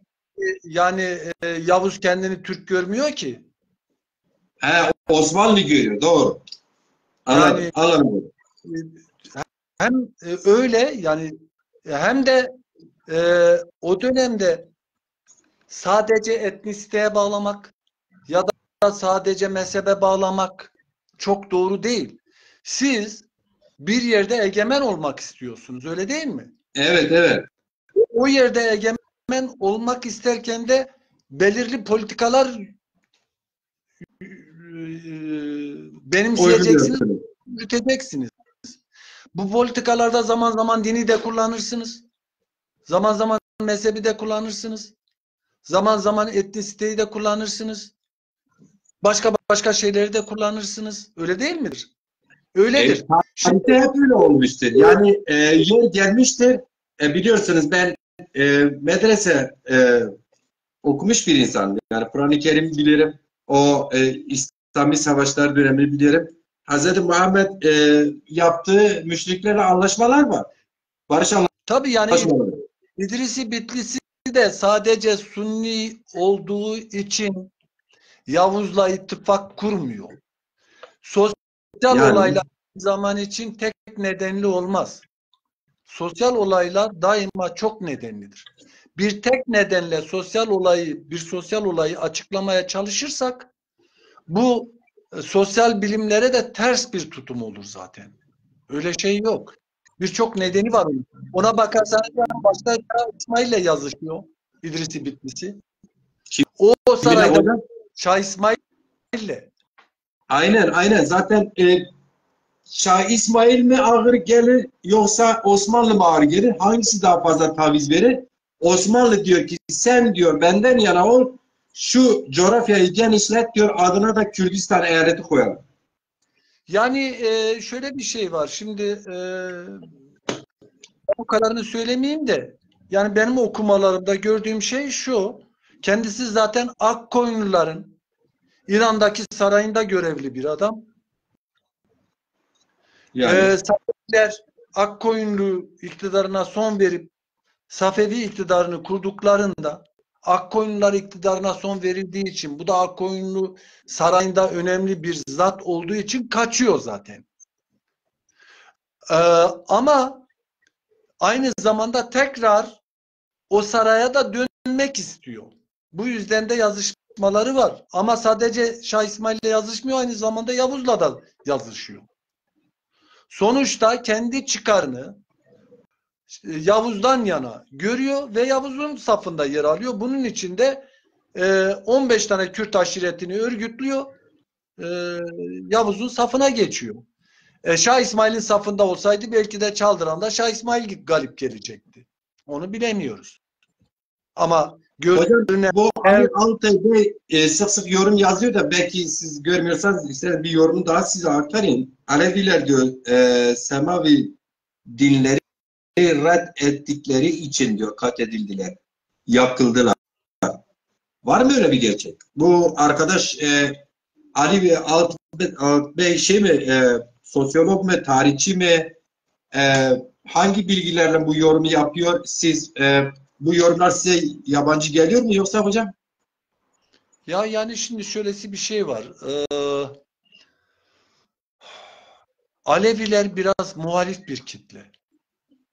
Şunu iyi anlamak lazım. Ben dün aşireti o yüzden uzun uzun anlattım.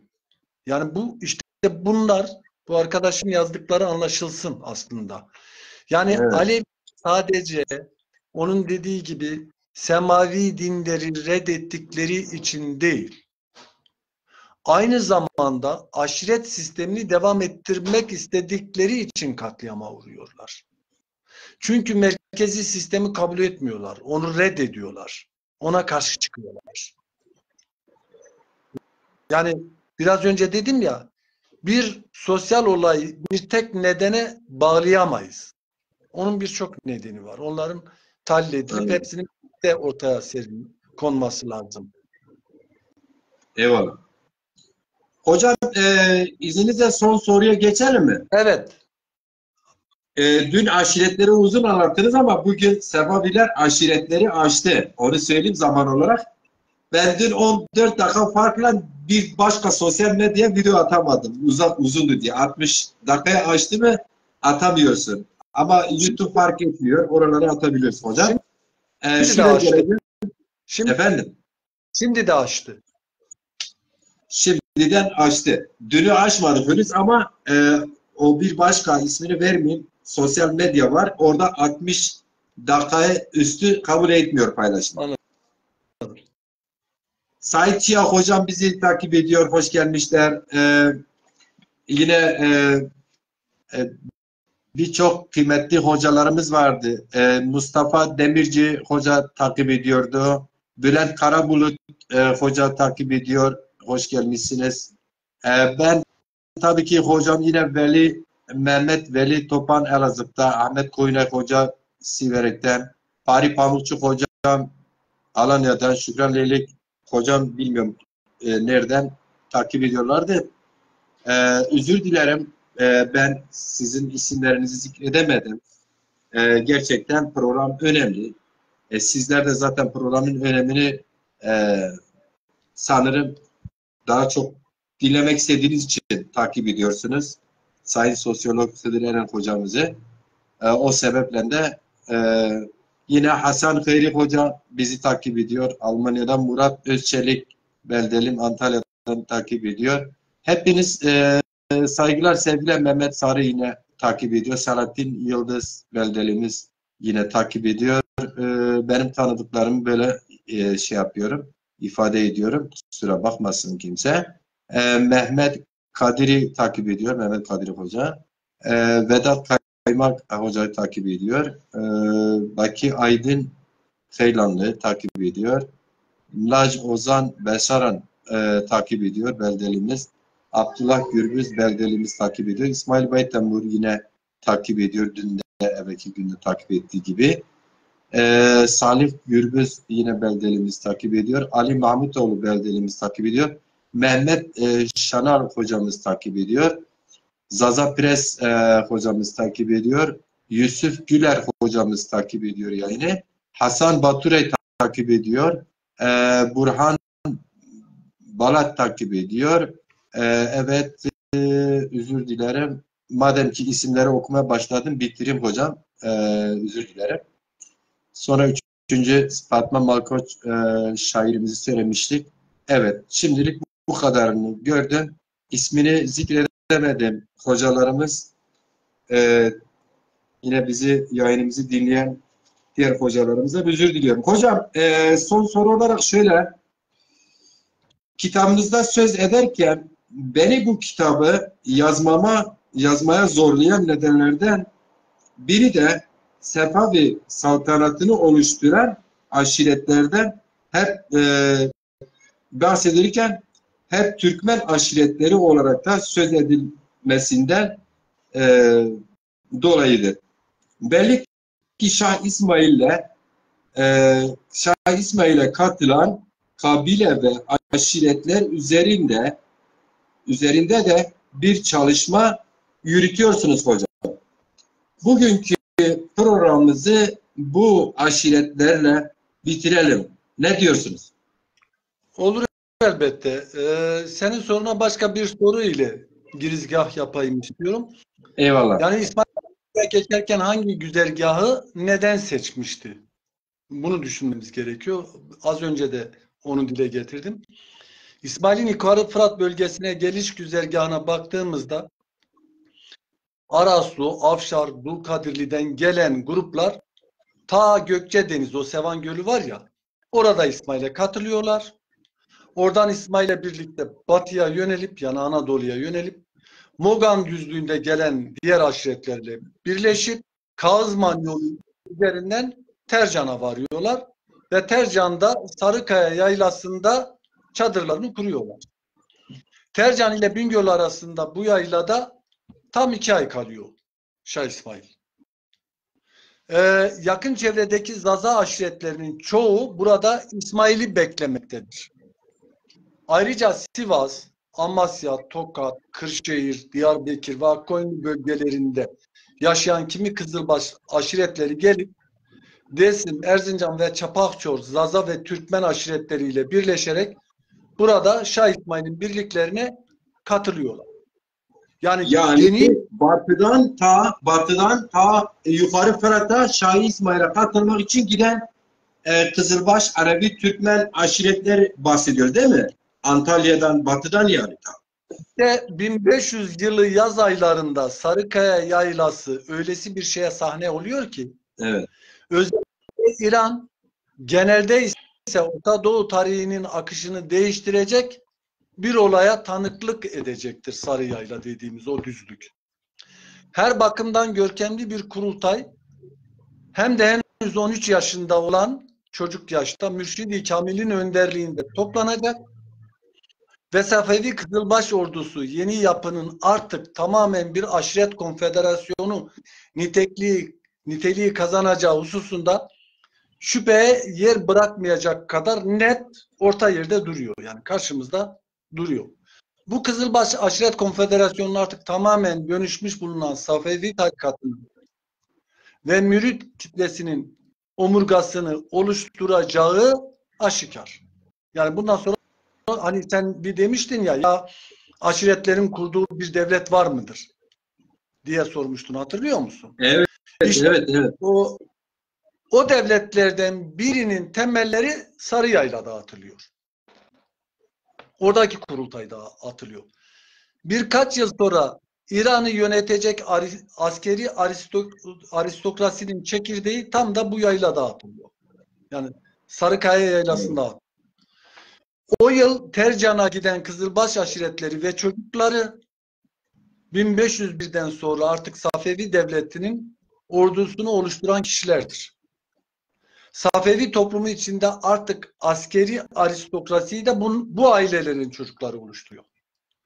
Bu tarikatın seçilmiş elitine karşı aşiret aristokrasisi doğmuş bulunuyor. Çünkü daha önce Lahican Sufileri var. Artık askeri bir sınıf var. Ve bu askeri sınıf tamamen Türkmen ve Zaza aşiretlerinden oluşuyor. Bundan böyle Safevi Devleti'nin bölgesel idaresi neredeyse tümüyle Kızılbaş emirleri tarafından yürütülür. Peki bu kurultaya katılan, daha sonraki yıllarda Çaldıran Savaşı'nda yer alan aşiretler kimler? Değil mi? Senin sorduğun soru bu. Yani aynen. Bilgileri nereden alıyoruz? Tarihi Alemi Arabi Abbasi, Tarihi Kızılbaşan, Don Juan Cortes'in hatıraları, Faruk Sümer ve Topkapı Saray Kütüphanesi. Buralardan elde ettiğimiz bilgilerle hangi aşiretler var, onları ben bir tablo halinde kitaba koymuştum. Şimdi o tabloya bakarsak şöyle: Tarihi Alemi Arayı Abbasi'de bakıyoruz.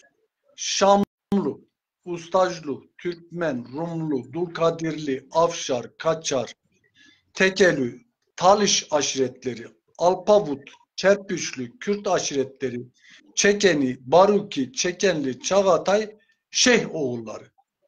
Böyle geçiyor. Tarihi Kızılbaşan sağ ve sol olarak iki şekilde sıralıyor. O sağ ve sol derken yani savaşta sağ kanatta ve sol kanatta yer alan aşiretleri söylüyor. Evet, evet. Sağ kanatta yer alanlar yani Çaldıran'da Şamlu, Rumlu, Ağaçeri, Bayramlı, Ekremi, Ördekli, Karacalı, Bayınduri, hani Bayındırlı Akkoyunlar var ya, Bayınduri, Musullu. Ha Musullu derken bu arada sakın Musullu anlamayın. Evet. Diyarbakır'da Musullu aşireti var. O aşiret. Musullu, Evet. Pürnek, Şeyh Havand, Çepni, Karadeniz'deki Çepniler var ya, Bayat ve Bozcalı, Arap Gürlü, Hınıslı, Tekelü, Alpavut, Baharlı, Cagürlü, Karamanlı, Saudlu, Hacılı, Bayburtlu, Varsak, Evoğlu, Karacadağlı, Kürt boyları, Lurlor boyları diyor. Sol taraf içinde diyor ki Şamlı. Bak Şamlılar hem sağda var hem solda var. Rumlu hem sağda hem solda. Ağaçeri aynı şekilde. Yani bu aşiretlerin birçoğu hem sağ tarafta var hem sol tarafta yer alıyorlar.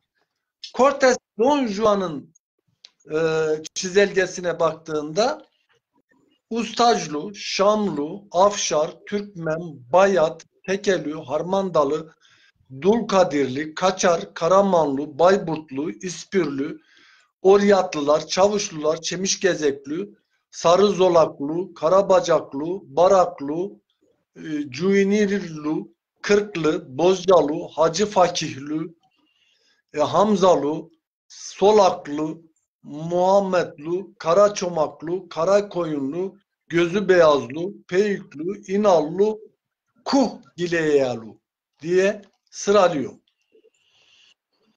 Faruk Sümer ise Rumlu, Ustacalı, Tekelü, Şamlı, Zülkadirlü, Kaçarlı, Afşar, Türkmen, Varsak, Çepni, Arapgürlü, Tırgutlu, Bozcalı, Acürlü, Hınıslı, Sautlu, Alpavut, Bayat, Karamanlı, Bayburtlu, Baharlı, İspirli, Çemişgezekli, Silsüpür, Çakürlü diye sıralıyor. Dikkat edersen çoğu uyuşuyor. Aynen, Yani aynen. birçok örtüşüyor. Şeye baktığımızda Topkapı Sarayı'ndaki kütüphanedeki Şahname-i Ali Osman adlı bir yazma eserde Şah o İsmail'in ordusuna dönük bir döküman yapılmış. O döküman bir tablo olarak gösterilmiş. Kızılbaş oymaklarının listesi diyor. Evet. Oymak söylüyor. Neferan'ı söylüyor, Kurçiyan'ı söylüyor. Kurçiyan dediği Şah İsmail'in yakın savaşçıları. Yani çevresinde onun koruması olan savaşçılardı. Neferan'da Evet. biliyor. Nefer. Şimdi Topkapı Sarayı'ndaki tablo şöyle. Ustaclu. 6100 neferan var, 400 Kurçiyan. Eklad-ı Seyid Mansur. 845 neferan, 150 Kurçiyan. Afşar. 7400 neferan, 400 Kurçiyan. Bayburtlu 375 neferan, 400 Kurçiyan. Bayatlı 1500 neferan, onlarda Kurçiyan yok. Tekelü 5 Kurçiyan, nefer Arapça şahıs kişileri sayıdır da bu Kurçiyan ne demek hocam? Kurçiyan dedim ya, Şah İsmail'in çevresindeki yakın korumasında olanlar demek. Evet, evet. Bayatlı dedim 1500 kişi ama Kurçiyan yok. Tekelü 5000 askerden oluşuyor. 300'ü Kurçiyan. Ereşlü ve Talişlü 6500 neferan, 150 Kurçiyan. Türkman 6700 neferan, 400 Kurçiyan. Çepni 1300 neferan, Kurçiyan yok. Hacılar neferan yok. 1200 kişi var, tamamı Kurçiyan. Şamlı 5100. Bunlar, bu Şamlılar hani dedim ya Suriyeli. Şamlı 5100 Neferan 400 Kurçiyan, Dulkadürlü 6300 Neferan 500 Kurçiyan, Arapgirli 1000 Neferan Kurçiyan yok. Garipler 350 Neferan Kurçiyan yok. Kaçar 3300 Neferan 300 Kurçiyan. Karadağlılar 1000 Neferan 300 Kurçiyan. Varsak Neferan yok 500 Kurçiyan var. Şimdi neferler toplam 52.770 kişi. Yani Topkapı Saray dökümüne baktığında Şah İsmail'in safında 52.770 nefer var. 5.100'de Kurçiyan var.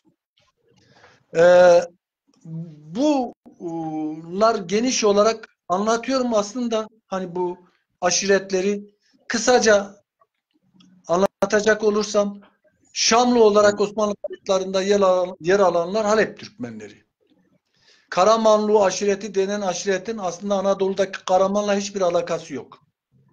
Aşiretin lideri Emir Karaman olduğu için ondan geliyor isim. Evet. Safeviler üzerine ve bunlar aynı zamanda Gence ve Berda tarafındalar yani. Safeviler üzerine yazan tarihçiler neredeyse tamamı Cüneyt ve Haydar'ın takipçilerinin çoğunun Rum'dan geldiğini belirtiyorlar. Rum dedikleri Anadolu. Rum. Anladım. Yani biz bu gayrimüslimlere Rum diyor. Doğru. O zaman bilmiyoruz. Yok. Gayrimüslim anlamında demiyor. Rum'dan geliyor. Rum'dan geliyor derken Anadolu'dan geliyor demek istiyor. Anladım. Onu karıştırmayın. Bunlar arasında Rumlar olarak adlandırılanlar Rum değil. Rumlar o Rum'dan gelenler. Onlara Rum deniyor. En kalabalık grup bunlar. Rumlular için işaret edilen saha da neresi biliyor musun? Yukarı Fırat ve çevresi. Yani biziz. Bizim bulunduğumuz alan. Onun yanında kim var? Yukarı Fırat'ın yanında. Tokat var, Sivas var, Amasya var, Çorum var, Şebin, Karahisar var, Canik var. Bunlar bizim çevremiz. Buraları Osmanlı idaresinde değil. Buraları Osmanlı idaresinin çeperinde. Ama bu diyarlar Rum diyarı olarak anılıyor. Diğer taraf İran, Horasan olarak anılıyor. Söz konusu bu sahanın güneyi ve doğusu Yukarı Fırat dediğimiz çoğunlukla Zaza aşiretlerinin yaşadığı bölge. Buralar Osmanlı idaresinin idari sisteminin daha doğrusu dışında kalan alanlar. Çeperinde yani. Tarihi Kızılbaşan bu oymağın yani bu Rumlu oymağı Tarihi Kızılbaşan şöyle söylüyor. Diyor ki bunlar Tokat, Sivas, Amasya, Karahisar ve Tercan'dan gelenler. Yani şimdi sıralamaya baktığında Tokat'tan Sivas'a gel, Amasya'ya gel, Karahisar'a gel, Tercan'a gel. Ne yapıyor? Dersim falan bu bölgenin içinde kalıyor yani. Aynen. Rumlu ve Aslı oymakları bu kaynağa göre birinci derecede bunların üyeleri Tokat, Sivas, Amasya ve komşu bölgelerden. İkincisi Karahisar ve Tercan'dan gelen aşiretler. Safevi kaynaklarında ise Hınıslı, Rumlu'nun bir alt kolu olarak anlatılıyor. Hınıslı. Hınıs'ta kim yaşıyor? Biz yaşıyoruz. Çoğunluk Zaza. Yani. Onu Rumlu'nun bir alt kolu olarak anlatıyor Safevi kaynakları. Tarihi Kızılbaşan'ın Hınıslı olarak kaydettiği onların liderlerinden Div Ali ve Nur Ali Sultan gibi büyük emir ve halifeler Safevi kaynaklarında Rumlu geçiyor. Bak Tarihi Kızılbaşan'da Hınıslı geçiyor. Safevi kaynaklarında Rumlu geçiyor. Muhtemeldir ki Safevi kaynaklar Yukarı Fırat ve çevresine gelen Rumluları kaydetmişler. Yani bu onu gösteriyor. Tarihi Kızılbaşan'ın verdiği bilgiler milliyetçi Türk tarihçilerin söz konusu Aşiret Konfederasyonu'nun tamamen göçebe Türklerden oluştuğunu o tezi sürüyor.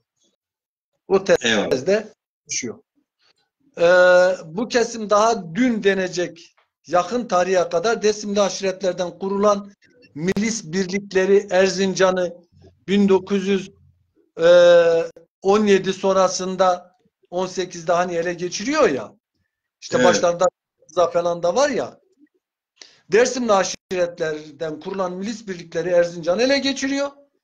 Ama Türk tarihçilerine bakarsan Erzincan Türkler tarafından düşman işgalinden kurtarılmıştır. Aynen. Hocam benim başka ek sorum yok.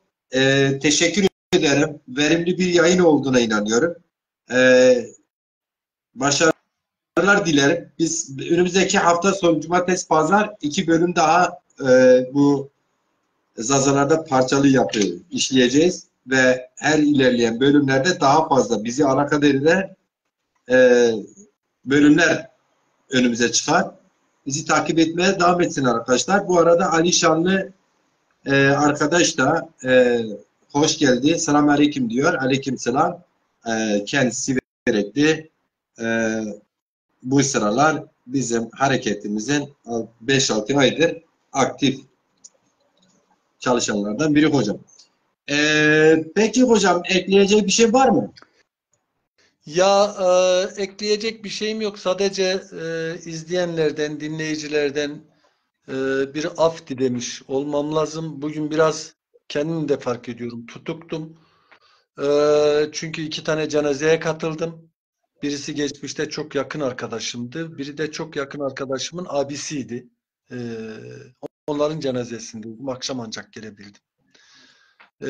Onunla hala etkisi altındayım. Biz sonuçta insanız. Duygusal birer varlığız. Onun için biraz eğer konsantrasyon eksikliği vardıysa aflarını dileyim. Ne yapayım? Bağışlasınlar bizleri. Hepsine saygılar, sevgiler, selamlar iletiyorum. Hocam ben abartmıyorum. Bu iki program dünden düşük değildi. Bayağı iyiydiniz. Son derece konsantrasyonunuz yerindeydi. Ölenler için, yakın arkadaşlarınız için, soydaşlarımız için Allah'tan rahmet dilerim ben de. Geçmiş olsun hocam. Gündüz yazışmıştık. Evet bugün yorgunsunuz ama hiç onu yansıtmadınız. Son derece hakimdiniz hocam. Sizi saygıyla selamlıyorum.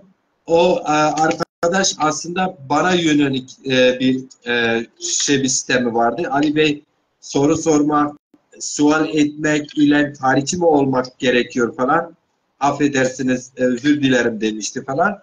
Ben de kastım o değildi. Sadece anlamak istedim. Bak yorumla verdiğiniz cevapta tarihçi ya da coğrafyacı ya da olmadığınızı ortaya koymuş oldunuz. Yine Kesinlikle. sorular... Ali kesinlikle sözüne girdim başta. Kesinlikle öylesi bir şey olur mu? Yani herkesin soru sorma hakkı vardır. Aynen. Soru sormak için ille tarihçi, ille de coğrafyacı, ille de sosyolog, ille de antropolog olmak gerekmiyor. Sonuçta insanlar niye bizi dinliyor? Bir şeyleri anlamak için. Ben de daha en başından şunu söylemiştim. Benim bu çalışmada zaten hedeflediğim şey insanların zihninde soru işaretleri oluşturmaktı. İnsanlar soru sorsun istiyordum zaten. Aynen öyle. Hocam ben de bir moderatör görevini yapmak için öyle sorguladım. Ben de arkadaş öyle anladıysa kendisine özür dilerim. Öyle bir maksadımızı aşan bir yaklaşım içinde değiliz. Kesinlikle. Saygılar hocam. Soy to Wespo. Etiade mektero beri keri a balkon akerde honci germo. Ankara zişmazone berzo han germliyor. Ama sen vacih ediyor. Vacih inkaz teber serdo. Teber nikah serdo nazade. Ejike smar suyarın vazenu. Seva sma seru senike bu. Hem vaciri. Yani geceniz üzerinde hafif olsun. Öyle değil. Eyvallah. Hadi hatırı sıma. Hatırı sıma hürmet kana.